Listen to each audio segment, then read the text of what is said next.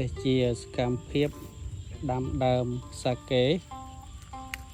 នៅវត្តសោយថារាមអូនដូងហើយដើមសាកេនេះបានការប្រគេនដោយបាសិកាលោកចន្ទថា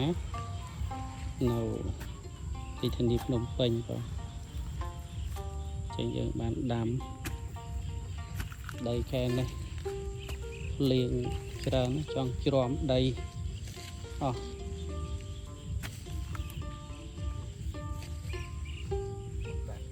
ដើមសាកេបានមកដើមហើយនៅយើងទៅពាំងផ្អែម3ដើមទៀតដាំដើមសាកេមុនសិន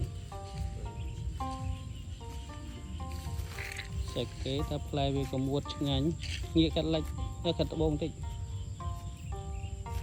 ណា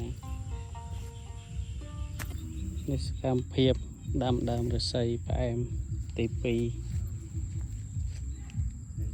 តែញោមបាសកាលោចន្ទថាគាត់ប្រកេន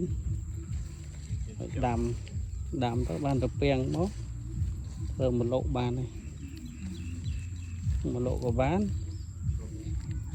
ស្អីគេស្លក៏បានហើយទៀតខក៏បានជ្រក់ក៏បាន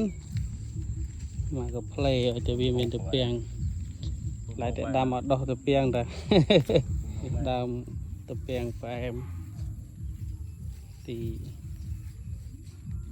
2ដើមមិននឹងរស់អត់ទេសាកេ1ពាំងផ្អែម3តឹងរស់នឹងអត់បើយកមករៀងអន់ចឹងហើយនេះជីកដីបងហើយដាំទៅពាំងផ្អែមចុងក្រោយ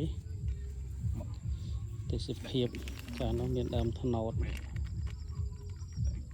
ពេលល្ងាចធ្លាក់ទៅវាស្រួលកាយដីលុបអូយអត់ស្អីចឹងដាំទៅពាំងផ្អែមដើម្បីយកទៅពាំងតុសម្រាប់ក្នុងវត្តអារាមយាយយកទៅស្លខអាំងឬក៏ធ្វើស្រស់ធ្វើលក់យ៉ាងណាយើងបានដាំច្រើននៅដីថ្មីនេះ4គុំហើយយល់ឃើញយ៉ាងណាដែរដាំទៅពាំងយល់ឃើញថាដឹងកាលបានផ្លែដឹងកាលបានផ្លែព្រោះទៅពាំងគេដាំយកទៅពាំងនិយាយទៅអត់និយាយឥឡូវញោមគិតមើលសរសៃណាដែលដាំយកផ្លែនឹងអញ្ចឹងទាំងផ្លែកាលដឹងរូបភាពទៅញោមម្ចាស់សទ្ធាតែបែនមកហើយគឺដាំហើយបង